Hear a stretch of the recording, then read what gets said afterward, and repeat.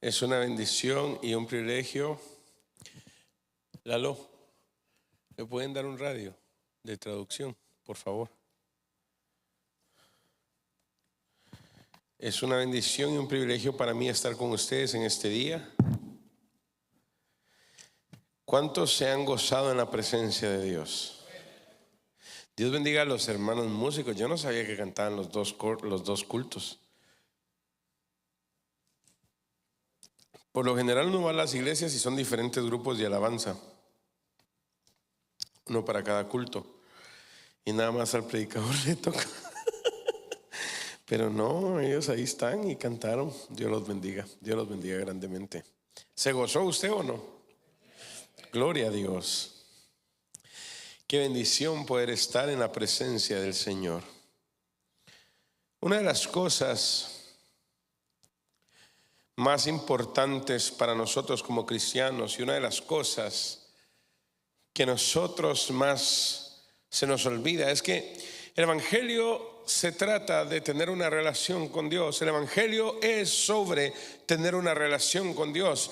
Todo lo que estamos haciendo, todo lo que estamos nosotros viviendo es porque nosotros queremos tener una relación con Dios, pero se nos olvida que esa relación con Dios es una relación que tiene que ir avanzando, tiene que ir creciendo. Es una relación que no necesariamente va a ir cambiando, pero sí va a ir mejorando, tiene que ir madurando, tiene que ir en crecimiento, porque una relación que se mantiene en el mismo lugar es una relación que se vuelve no productiva, es una relación que se vuelve, que se estancó, es una relación que se vuelve aburrida. Y Dios no desea eso de nosotros. Dios desea una iglesia que pueda buscar más y más de Él cada día, una iglesia que pueda entender más y más de Él cada día, una iglesia que cuando se acerque a Él pueda ver su presencia en su vida y testificar de lo que Dios hace, porque al final Dios llamó a la iglesia para tener testigos. Y si nosotros no tenemos testimonios, ¿de qué estamos nosotros testificando? ¿De qué estamos hablando? ¿De qué estamos contando a otros? Pero cuando venimos a Dios y anhelamos su presencia y anhelamos su corazón y deseamos estar en su presencia y conocerlo más de cerca y permanecer en ese lugar y tenerlo a Él cerca, entonces nos damos cuenta de que su presencia llega a aquellos que le buscan de corazón, que Él no se cansa de hacer milagros, que Él no se cansa de hacer cosas poderosas y que Él puede hacerlo sobre la vida de cualquiera que le busca de corazón. Pero vivimos los días en los que a la iglesia se le hace más fácil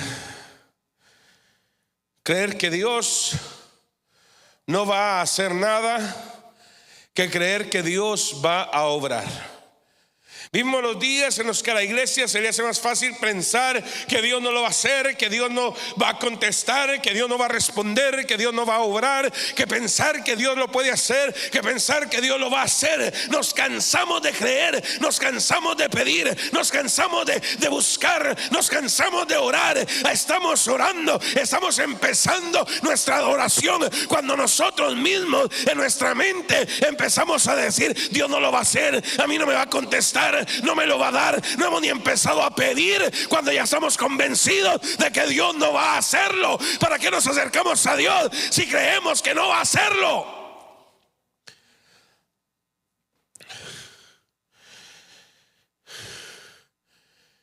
Y buscamos en cualquier otro lugar antes de llegar con Dios. Buscamos en cualquier otro lugar, cualquier otra respuesta, cualquier otra cosa es solución para nosotros antes de llegar a Dios. ¿Sabía usted que Ana antes de llegar a Dios fue con su esposo?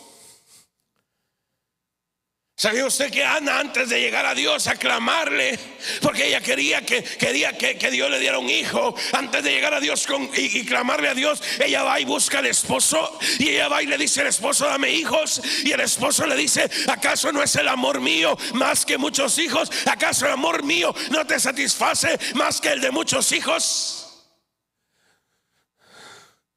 Y cuando el esposo le contesta así, Ana se da cuenta de algo. Esto no se arregla con los hombres. Esta no es una solución material, esta no es una solución física, esta es una solución espiritual. Yo tengo que ir a Dios, yo tengo que buscar a Dios, yo tengo que encontrar a Dios, yo tengo que clamar a Dios. Ahí es donde ella se da cuenta: yo no puedo perder mi tiempo con este hombre, yo tengo que ir a Dios. Ahí es donde ella se da cuenta del error que ha cometido. Ahí es donde ella se da cuenta que lo que ella había hecho era un error, y había ido primero con el hombre y ahora tiene que ir con Dios. Y va con Dios y le clama: no me olvides. Y va con Dios y le pide: no me olvides, recuérdate de mí y no me olvides, no me olvides, recuérdate de tu sierva. Si te acordaras de tu sierva y le dieras a tu sierva un hijo varón, yo lo dedicaría a Jehová todos los días de su vida. Si te acordaras de tu sierva, si te acordaras de tu sierva. Dice 1 Samuel capítulo 1 verso 11: e hizo voto diciendo: Jehová de los ejércitos, si te dignares mirar la aflicción de tu sierva y te acordaras de mí y no te olvidares de tu sierva, sino que dieras a tu sierva un hijo varón, y yo lo dedicaré a Jehová todos los días de su vida y no pasará navaja sobre su cabeza. Ella está consciente de lo que hizo, ella está consciente de su necesidad, ella está consciente de su error. No me olvides, Señor, no me olvides. Por favor, Señor, no me olvides. No me olvides. Porque para nosotros Dios dejó de ser la respuesta, dejó de ser la solución. Si hay deuda, vamos al banco. Si hay enfermedad, vamos al doctor. Y yo no estoy diciendo, hermano, no vaya al banco, no estoy diciendo no vaya al doctor. Dios puso a los doctores, Dios puso a los bancos. Pero entienda, primero vaya a Dios, primero vaya a Dios. Él tiene que ser el primer lugar, Él tiene que ser la solución, Él tiene que ser la respuesta. Primero vamos a Dios y después obedecemos a Dios. Después obedecemos a Dios. Pero primero vamos a Dios. Primero vamos a Dios. Porque ¿qué buscas tú de Dios? ¿Qué buscas tú de Dios? Cuando Dios habla al pueblo de Israel en el capítulo 19 de Éxodo 20, versos 5 y 6, ¿sabe qué es lo que Dios está tratando de decirles? Cuando les dice: yo los haré un reino de sacerdotes, yo los haré un reino de sacerdotes. Lo que Dios está tratando de decirles es: no va a haber un sacerdote, todos van a ser sacerdotes. ¿Cómo pueden ser todos sacerdotes? Sino que todos los pueblos antes tenían solo un sacerdote. Como tú nos dices a nosotros que todos van a ser sacerdotes. Dios no quería ser una historia, Dios no quería ser un cuento como los dioses de los griegos y los romanos. Dios quería ser una experiencia en el corazón del hombre. Dios quería ser una experiencia que se viviera todos los días, que se pudiera testificar, una verdadera experiencia. Eso era lo que Dios anhelaba. Dios anhelaba una experiencia con cada uno de aquellos que le buscaban, con cada uno de aquellos que podían acercarse a Él, que querían acercarse a Él, que venían delante de su presencia. Él buscaba una experiencia, una relación. Él buscaba a alguien que se acercara de corazón. Pero ¿cómo podemos acercarnos de corazón si desde antes de venir a Dios estamos pensando: Dios no va a contestar, Dios no lo va a hacer, es que a mí no me contesta, para mí no lo hace? ¿Cómo nos podemos acercar a Dios si antes de acercarnos venimos delante de Él y decimos: es que no puedo, es que no puedo, es que no puedo? ¿Sabe qué es lo que pasa, hermano? El cristiano no guarda el gozo. Hoy el cristiano está amargado, hoy el cristiano está deprimido, hoy el cristiano está triste, hoy el cristiano no tiene fuerza, hoy el cristiano está cansado. Y uno dice: ¿por qué te cansaste? No, es que le pedí a Dios. ¿Y cuánto tiempo le pediste? Es que llevo años, llevas años sufriendo. Pero ¿cuánto tiempo has pedido? ¿Cuánto tiempo realmente has orado? ¿Sabe qué es lo que pasa, hermano? Es que nosotros no oramos con fe, porque la fe realmente, Hebreos 11 dice: la certeza de lo que se espera, la convicción de lo que no se ve. Y eso es verdad. Pero sepa algo: la fe, el verdadero cristiano es el que aprende a mantenerse aunque vengan las olas y aunque vengan las tormentas. Él se mantiene en el Señor porque Dios lo llamó, porque Dios es fiel, porque Dios responderá, porque Él contestará, porque Él va a hacer. Ese es el verdadero cristiano, el que se mantiene, el que aunque vengan leones, aunque vengan osos, dijo David: el Señor a mí me ha librado de la boca del oso, de la boca del león. Él también me librará de este filisteo incircunciso. Ese es Dios. Ese es Dios. Pero ¿cómo tenía David esa certeza? ¿Cómo llegó David a tener la certeza de lo que se espera? La convicción de lo que no se ve. ¿Había matado a David a Goliat? No, no lo había matado. Pero como tenía la certeza, Dios va a estar conmigo. Y va a decir usted, pero es que había matado osos y había matado leones. Ajá. ¿Y usted cree que los del ejército no habían matado gente? Pero le tenían miedo al filisteo. Nadie en el ejército de Israel se quería atrever a pelear con el filisteo. Y como nadie se quería atrever a pelear, nadie sabía que con una piedra podía morir. Nadie se enteró, nadie supo, porque nadie quería hacer nada. Porque antes de ir a pelear empezaron a decir: Dios no nos va a respaldar.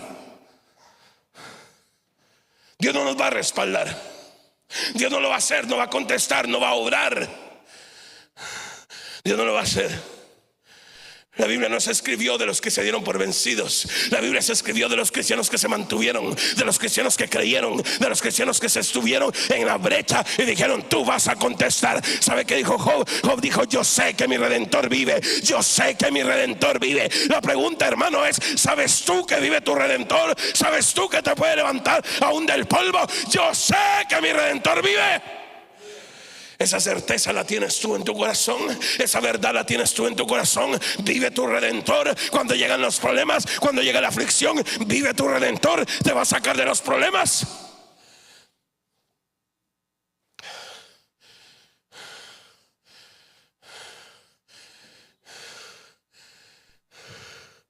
Te va a sacar de los problemas. Te va a sacar adelante. Vive tu Redentor. Vive tu Redentor. Entonces pelea, entonces cree, entonces mantente, porque tu Redentor vive. Entonces mantente, porque tu Redentor vive. Entonces sostente de Él, porque tu Redentor vive. Entonces sostente de Él, porque tu Redentor vive. Porque Él vive, nosotros vivimos. Porque Él vive, nosotros estamos aquí. Porque Él vive, le damos gloria. Porque Él vive, lo adoramos. Porque Él vive, le creemos. Entonces tu Redentor vive. Entonces mantente en Él. Entonces sostente de Él. Entonces créele a Él. No te hagas para atrás. No te muevas a la derecha. No te muevas a la izquierda. Quédate en tu Redentor. ¿Usted cree que no hemos pasado aflicción?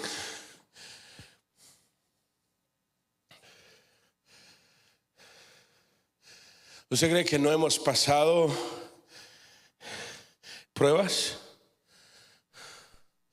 Hay momentos donde literalmente estamos frente a la caja con mi esposa a punto de pagar. Y literalmente yo saco la tarjeta por fe. No hay nada en el banco. No hay nada en el banco. Y yo saco la tarjeta por fe. Y mientras la tarjeta va de mi bolsa al POS, yo estoy orando. En el nombre de Jesús, en el nombre de Jesús, en el nombre de Jesús, en el nombre de Jesús, en el nombre de Jesús, en el nombre de Jesús, en el nombre de Jesús. Y para la gloria de Dios, todas las veces,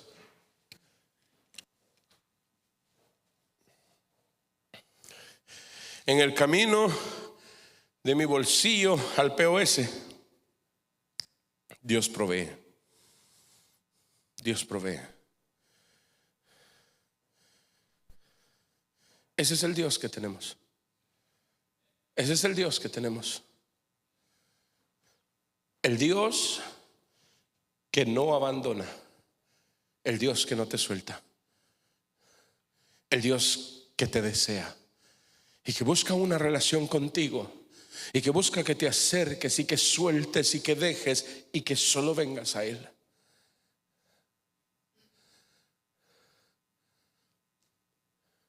Pero ¿sabe cuál es el problema de los cristianos, hermanos? No nos examinamos. ¿Sabe cuál es el problema de los cristianos? No podemos examinarnos. No podemos nosotros ni siquiera por un poquito considerar si es mi culpa, considerar si yo fallé. Cuando la Biblia nos habla de David, nos habla de un muchacho que cantaba y adoraba a Dios todo el tiempo. que alababa la presencia de Dios todo el tiempo. Cuando él llega contra el gigante, no hay nada que temer, porque ese Dios él lo conoció, porque ese Dios él lo vio, porque ese Dios y él son íntimos, porque ese Dios y él eran uno solo. Ese era el Dios que era su fuerza, era el Dios que era su gozo, era el Dios que era su victoria. Pero en cambio nosotros nos cansamos de adorar, nos cansamos de cantar, nos cansamos de alabar, nos cansamos de orar. Yo voy a pedir, pero eso es saber si lo va a hacer Dios. Es que saber si lo va a hacer Dios. Es que Dios a mí no me contesta, Dios le contesta a otros, pero a mí no me contesta. ¿Qué relación es esa con Dios? ¿Qué relación? ¿Cómo crees que Dios recibe esa relación que tienes con Él? ¿Cómo crees que Dios ve esa relación que tenemos con Él? En donde estamos dudando, pero es que por mí no lo va a hacer. Es que por mí, es que yo no sé si lo va a hacer por mí. Es que yo no sé si va, es que yo no estoy seguro. Imagínense que David hubiera dicho: miren, yo le puedo tirar una piedra, pero yo no sé si se va a morir. Imagínense que David hubiera llegado y dice: mire, yo sé usar la onda y sé tirar piedras, pero de eso a que se muera yo no sé.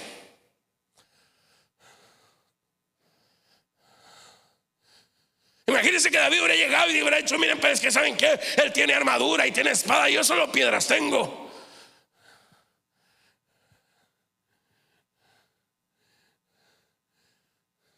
¿Sabe qué decía la gente? ¿Sabe qué decía la gente? De la gente decía: Dios está con David. Dios está con David. Dios está con David. Dios está con David. Pero ¿sabe cuál es la verdad? Dios no estaba con David. David estaba con Dios. David estaba con Dios. Pero ¿sabe por qué nadie dice David está con Dios? Porque si decimos David está con Dios, estamos diciendo yo no estoy con Dios.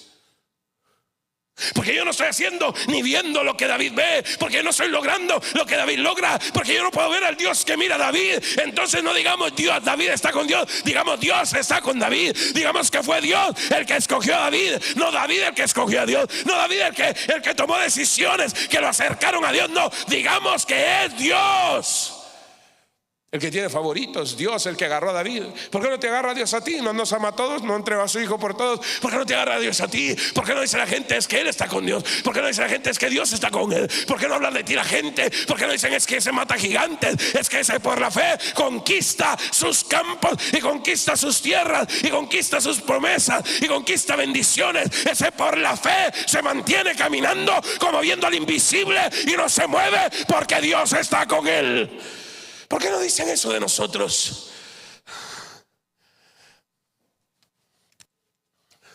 ¿Por qué no dicen eso de nosotros?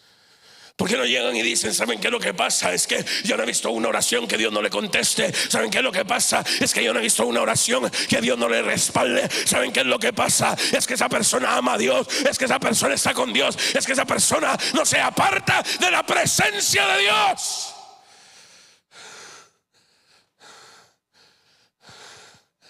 ¿Cómo vamos a estar en la presencia de Dios si antes de empezar a orar empezamos a dudar y empezamos a decir Dios no va a contestar? Antes de empezar a orar empezamos a decir es que Dios no lo va a hacer, es que Dios le contestó a aquel, es que Dios le contestó a aquella, pero a mí no me lo va a hacer, a mí no me va a contestar, Dios por mí no lo va a hacer. ¿Cómo vamos a ver la presencia de Dios si ni siquiera hemos oído la Biblia, no hemos entendido la escritura, no hemos leído? Cuando la Biblia dice antes que clame responderé yo y aún hablando yo habré oído. Dios ya escuchó tu clamor, Dios ya escuchó tu súplica, Dios ya escuchó tu ruego, Dios ya escuchó tu oración. Es tu problema creer o no.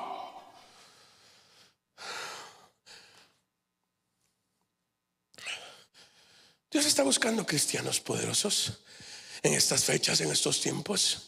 Dios está buscando cristianos de milagros en estas fechas y en estos tiempos. Dios está buscando cristianos que se paren a la brecha y le digan a la iglesia: hay un Dios verdadero, hay un Dios real. Ese es el camino de los milagros, ese es el camino donde Dios anda, ese es el camino donde Dios contesta, ese es el camino donde hay Dios de verdad. Cuando David se enfrentó al gigante dijo: y toda la tierra sabrá que hay Dios en Israel. Aleluya. Pero ¿dónde están esos corazones? ¿Dónde están esos cristianos?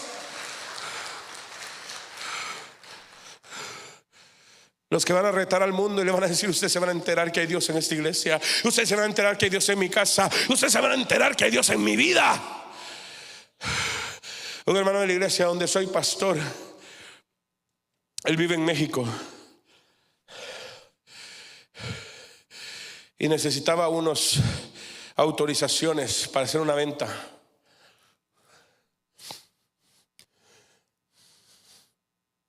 Y fue con el ministro que le tenía que dar esas autorizaciones ahí en su pueblo. Y ese ministro le dijo que no le iba a dar nada, y que no le iba a dar nada, y que no le iba a dar nada. Entonces el hermano le contestó: que juzgue Dios hoy entre usted y yo. Que juzgue Dios entre usted y yo. Porque yo vine en el nombre de Dios a pedirle esos permisos. Que juzgue Dios entre usted y yo, si lo que estoy haciendo es desobediencia, si lo que estoy haciendo es legal, o si lo que usted está haciendo es ilegal. Pero si lo que usted está haciendo es ilegal, que Dios lo maldiga.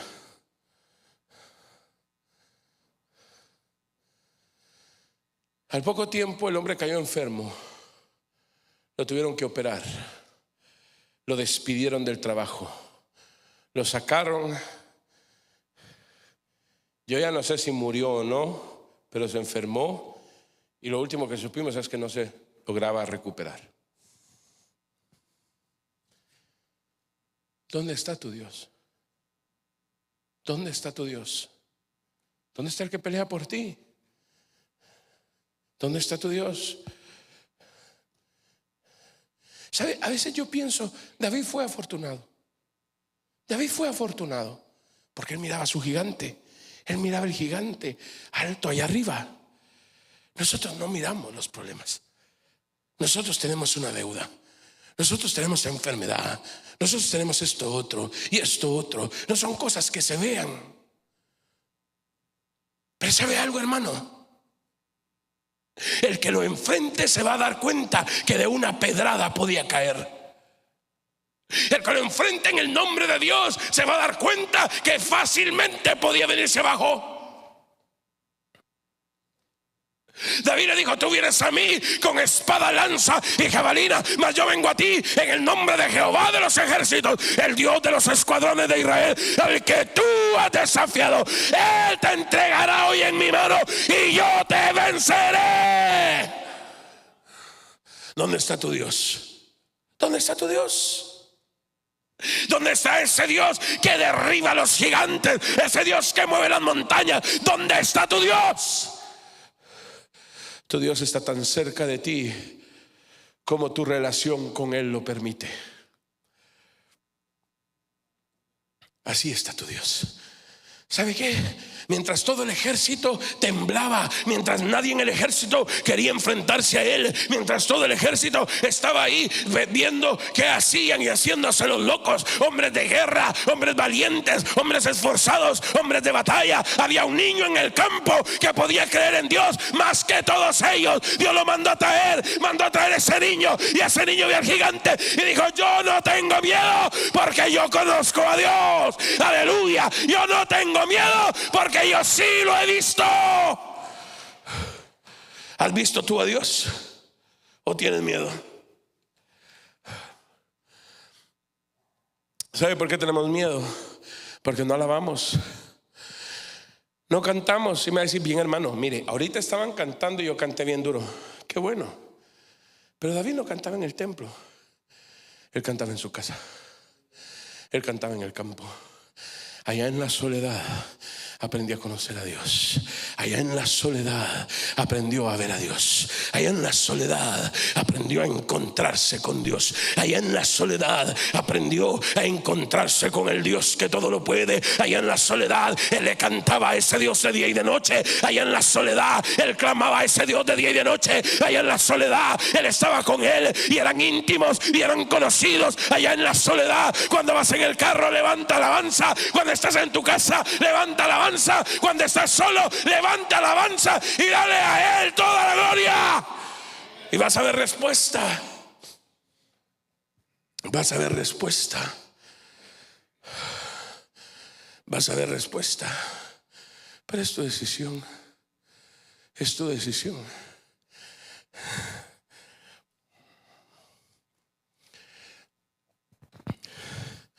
¿Cuál es tu necesidad? ¿Y cuál es tu petición? ¿Cuál es tu necesidad y cuál es tu petición? Un hermano de la iglesia que vive en México, su hijo tenía un gran odio hacia él. Su hijo era rebelde y lo odiaba, tenía un gran odio hacia él. Y el muchacho era rebelde y se le rebelaba y se peleaba con él. Y él me decía: es que se está poniendo rebelde, es que ya no sé qué hacer, es que ya no lo aguanto. ¿Dónde está tu Dios? ¿Dónde está tu Dios? ¿Dónde está tu Dios? Es que ya no lo aguanto, es que se pone eso insoportable. Es que yo no, ¿dónde está tu Dios?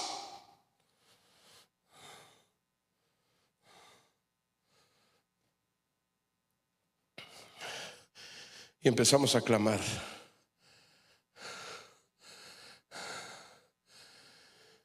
Y empezamos a orar, a decirle: Señor, tú vas a hacer.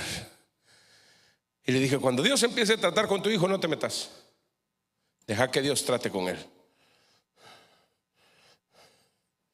Hoy, ¿cuántos años tiene?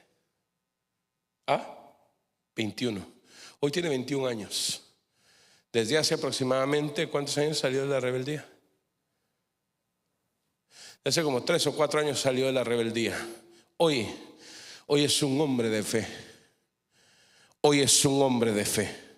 ¿Oyó eso? Hoy es un hombre de fe. ¿No te gustaría decir eso de tus hijos? Hoy es un hombre de fe. Hoy es un hombre que si usted lo oye orar, tiembla y le da miedo, porque levanta una oración en fe. Le cree a Dios como ni siquiera su papá le cree. Él tiene fe de verdad y le cree a Dios que puede mover las montañas. Hoy es un hombre de fe. Ese es Dios. Ese es Dios. ¿Dónde está tu Dios? ¿Dónde está tu Dios? ¿Dónde está tu Dios?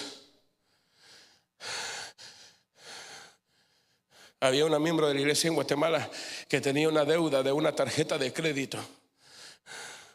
Y Dios tocó una pareja. Dios tocó una pareja y fueron y le pagaron la deuda de su tarjeta de crédito. ¿Dónde está tu Dios? ¿Dónde está tu Dios?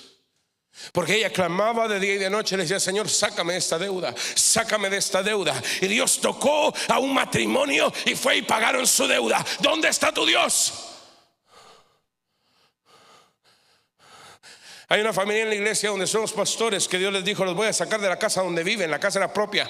Le dijo: los voy a sacar de la casa donde viven. Yo les quiero dar una mejor casa. Les voy a dar otra casa. No me gusta donde viven. Y ellos dijeron: no, pero es que nos gusta nuestra casa. No nos queremos salir. Le dije: no es mi culpa, no es mi decisión y tampoco yo tengo nada que ver. A mí no me den las excusas. Hablen con Dios porque fue Él el que habló. Y dijeron: pues que no queremos. Entonces Dios les volvió a hablar y les dijo: ya los voy a sacar de esa casa. Y dijeron: pues que ahorita no podemos.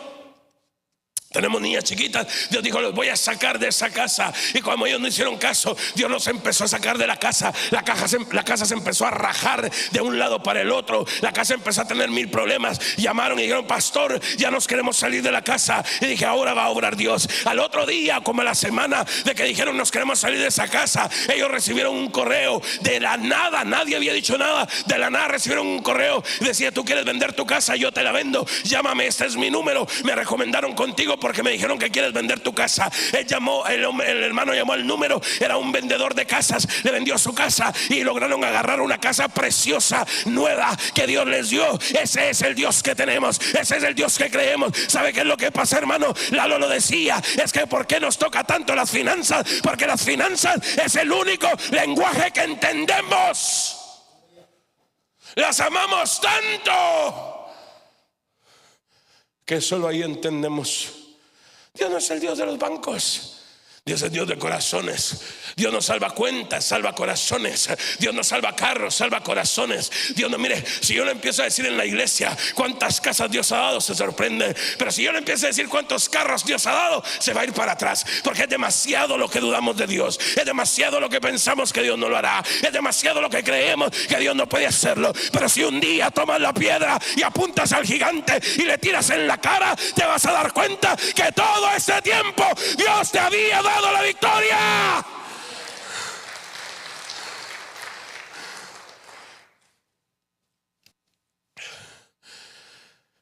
Si te recordaras de mí,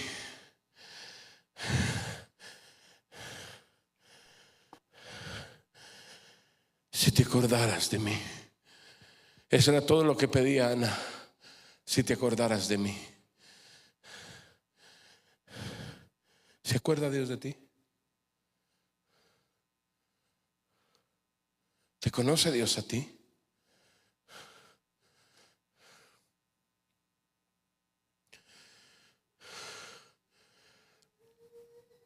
No tenemos que ir lejos.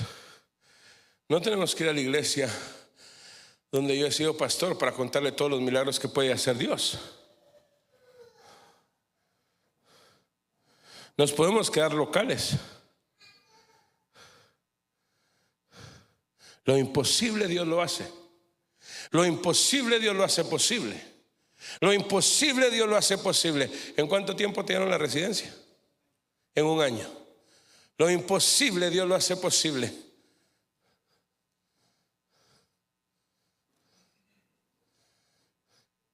Ese es tu Dios. Ese es tu Dios. Ese es tu Dios. Ese es tu Dios. Hay un hermano de la iglesia que me dijo: pastor, me están quitando trabajo. Ya no me están dando tanto trabajo como me estaban dando. Ya no están las cosas saliendo como estaban saliendo.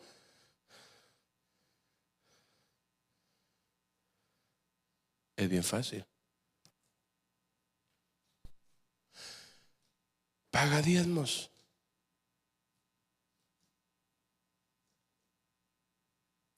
Solo pagó diezmos.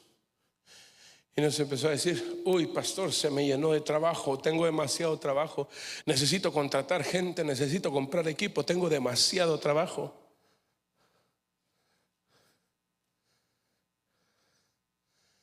Oye, ese silencio es puro dolor, porque hablamos de diezmos. Es puro dolor. ¿Cómo voy a sacar yo de lo mío para darle a la iglesia? Si miren la iglesia qué grandota. Pues no saque. Si la iglesia no lo necesita, la iglesia Dios la mantiene. Si Dios le pide los diezmos para bendecirlo a usted, los diezmos no son impuestos. Los diezmos son para bendecirlo a usted. Pero oiga el silencio del dolor.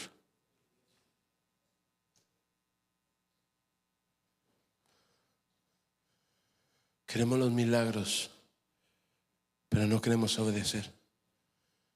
¿Sabe qué dice la Biblia? Que en obediencia salió Abraham de su tierra, de su parentela, de la casa de su padre, a la tierra a la que Dios lo llamó, por obediencia. Por obediencia. ¿Saldríamos nosotros por obediencia? ¿Caminaríamos nosotros por obediencia? La Biblia lo dice: si en lo poco no somos fieles, en lo mucho tampoco.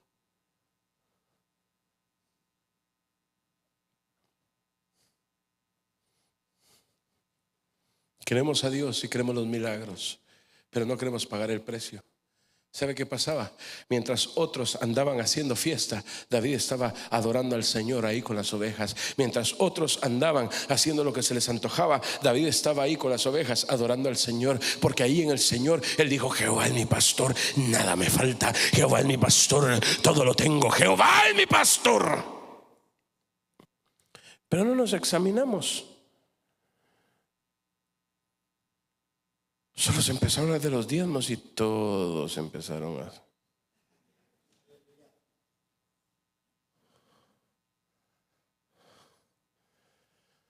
Porque nosotros somos inocentes.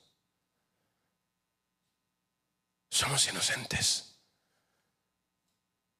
Si eres inocente, ¿para qué necesitabas la sangre de Cristo? Queremos ver al Dios de los milagros, Pero el precio no lo pagamos, porque no es que es muy caro el precio. Ese Dios de los milagros es Dios de pactos. ¿Sabe qué le dijo a él a Israel? Yo quiero hacer un pacto con ustedes. Yo quiero hacer un pacto con ustedes en donde ustedes van a obedecer, van a guardar mi palabra, y yo voy a mostrar mi mano, y yo voy a pelear tus enemigos, y yo voy a pelear tus batallas, y yo te voy a demostrar mi poder, y yo voy a sanar al enfermo, y yo voy a bendecir al pobre, yo voy a levantar al caído y restaurar al que no tiene fuerza. Yo te voy a demostrar que yo soy tu Dios, pero quiero un pacto de obediencia.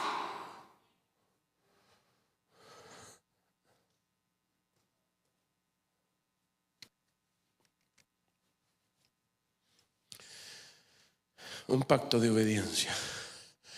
Qué diferente los corazones del primer culto a los del segundo, ¿eh? Un pacto de obediencia.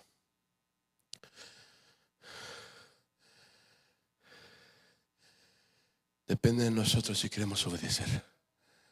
Pero ese Dios es poderoso. Depende de nosotros si queremos ver.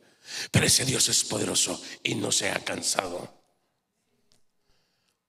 Cuando yo fui a predicar a Sudamérica,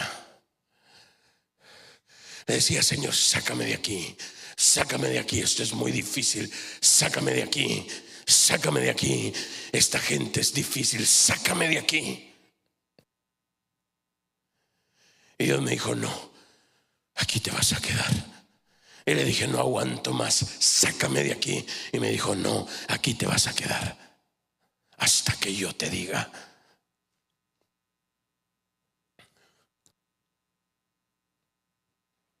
Yo lloraba por las noches y le decía: sácame de aquí, sácame de aquí. Y él decía: no.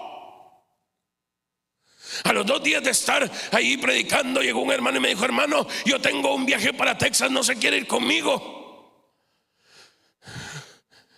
Y le dije: Señor, me voy con el hermano. Y Dios dijo: no, no te vas.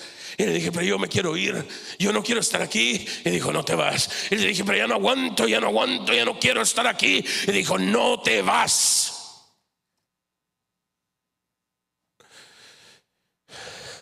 Le dije: hermano, no me puedo ir. Dijo: no se preocupe, yo regreso en 3 días y vuelvo a hacer otro viaje.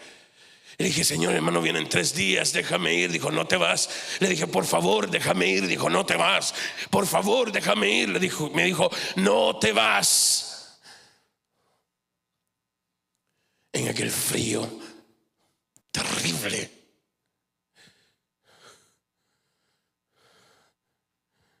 dice: sácame de aquí, sácame de aquí. Dijo: no te vas. Y le dije: ¿por qué no? Dijo: porque te voy a enseñar. Y le dije: ¿qué me vas a enseñar? Dijo: te voy a enseñar a que veas un milagro.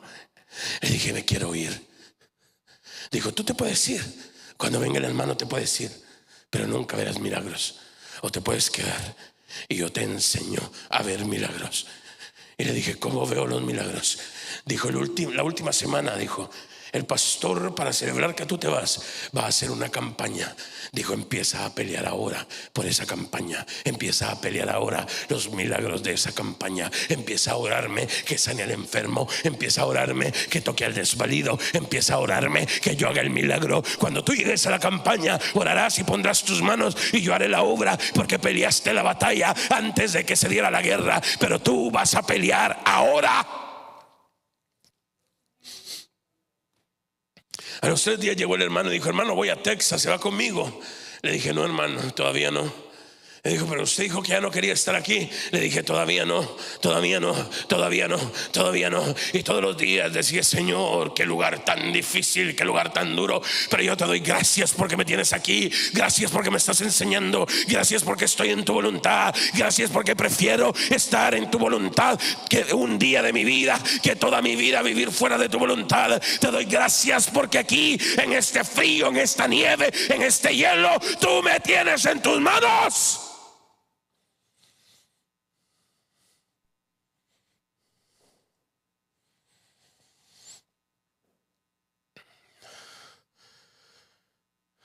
Yo estaba en la punta del sur de Sudamérica.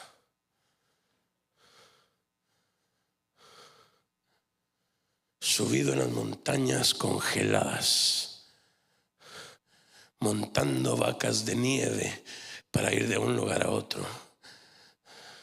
Y ahí en la nieve, con luz de candela, porque los alambres se destruyen del frío, ahí estaba clamando. Y el último día, el pastor dijo, la última semana el pastor dijo: viernes, sábado y domingo vamos a tener una campaña porque el hermano se va el día lunes, tal como Dios había hablado. Y dijo: vamos a hacer una campaña y que el hermano nos predique viernes, sábado y domingo, tal como Dios había hablado. Entonces yo empecé a orar con más fuerza y le dije: no te olvides del milagro, no te olvides del milagro, no te olvides del milagro.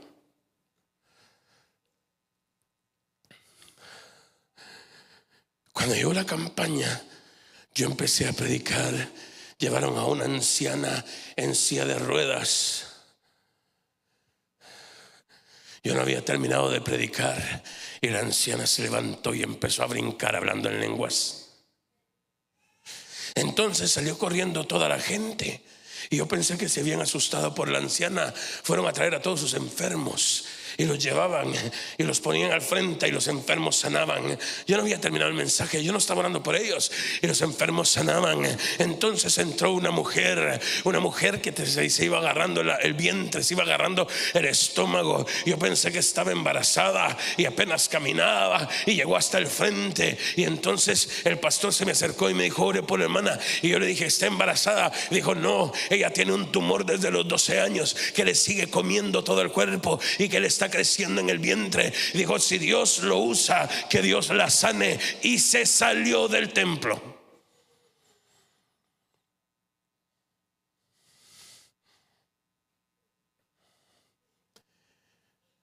Yo me pongo a pensar en ese momento en el campo de batalla con el gigante enfrente, y me pongo a pensar si David tenía miedo o no. Y David, la forma en la que habla, parece que no tenía miedo, pero yo hubiera tenido un terrible miedo. Terrible, terrible, terrible. Y para mí la batalla contra el gigante hubiera sido 90% mi miedo y 10% el gigante. Porque ese día con esa mujer enfrente yo iba temblando, caminaba despacio y yo decía: Señor, la vas a sanar, yo te estoy orando, yo hice lo que me dijiste, la vas a sanar, vas a tocarla. Y empecé a caminar y llegué hasta donde ella estaba y le dije: la vas a sanar, si tú no la sanas yo no oro, pero si tú la sanas yo oro. Y entonces Dios me habló: ¿crees o no crees?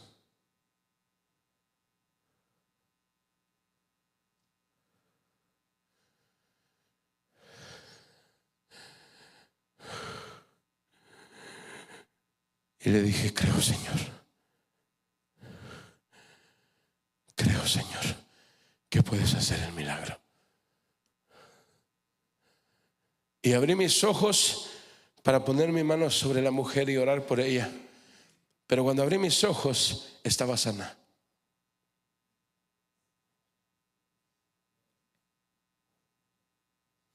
No fue la piedra la que mató a Goliat, fue la fe la que lo derribó.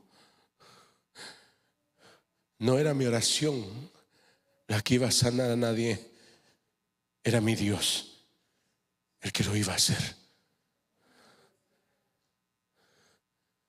Cuando yo salí de ahí,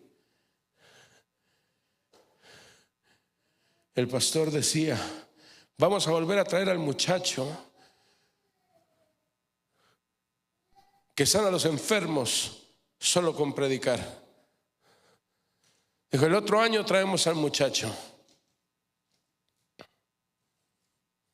Yo no regresé, porque no iba a regresar.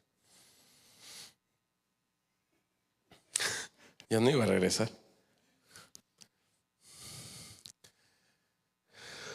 Pero ese es tu Dios. Ese es tu Dios. Solo tienes que creer. Yo también he estado ahí, hermano, donde uno se siente abandonado, donde uno se siente que ya no hay respuesta, donde uno se siente que ya no hay solución. Pero siempre que estoy ahí yo recuerdo Ese momento cuando Dios dijo, ¿crees o no crees? Ese es tu Dios. Pongámonos de pie.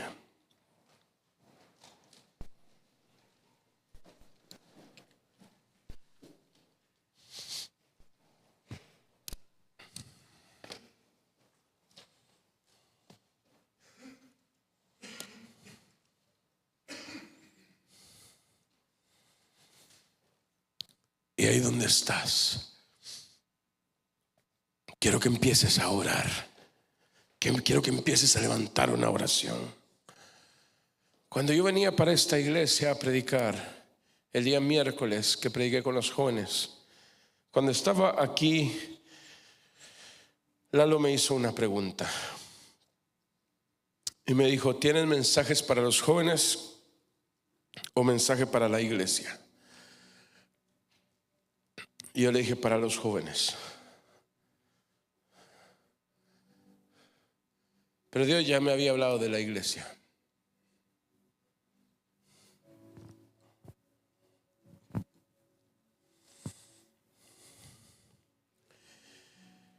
Y lo que Dios me había dicho es que les diga que Él va a terminar con la murmuración. Que hay demasiada murmuración, hay demasiado chisme, hay demasiada queja. Y el Señor me dijo, yo voy a terminar con la murmuración. Ese fue el pecado del pueblo de Israel, la murmuración, la queja. Me dijo el Señor, son hipócritas, se saludan y al darse la vuelta hablan los unos de los otros. Yo voy a acabar con la hipocresía. Me dijo el Señor, no se dan cuenta que cuando hablan de sus hermanos, los acusan de hacer las mismas cosas que ellos hacen. Yo voy a acabar con la acusación. Me dijo el Señor, se acomodaron. Los adultos se acomodaron. Van al culto como religiosos, sin sentir nada, y regresan a sus casas sin haber sentido nada. Sus corazones se endurecen, su fe se acaba.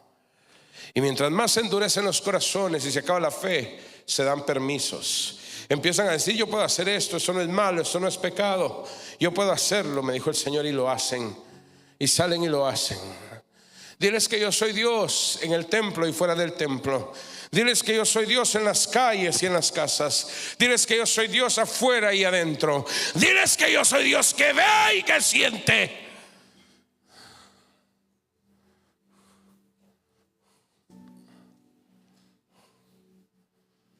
Diles que yo soy Dios que es justo. Me dijo el Señor, no saben perdonar. Me dijo el Señor, fingen perdón pero guardan el rencor. Me dijo el Señor, hay familias que se odian por años y fingen perdón pero guardan el rencor, y recuerdan y hablan mal y se odian en secreto. Me dijo el Señor, diles que yo los estoy viendo. Me dijo el Señor, diles que yo estoy probando sus finanzas. Me dijo el Señor, yo voy a levantar las finanzas de aquellos que dan diezmos. Y voy a traer abajo las finanzas de aquellos que no los dan, de aquellos que los dan incompletos, de aquellos que los entregan a otros lugares. Yo voy a traer abajo sus finanzas y les voy a demostrar que soy Dios celoso.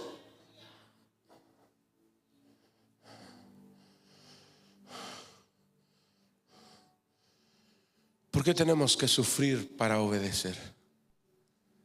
¿Por qué tenemos que sufrir para entender? El altar está abierto. Si quiere que oremos por usted, pase al frente. Está abierto.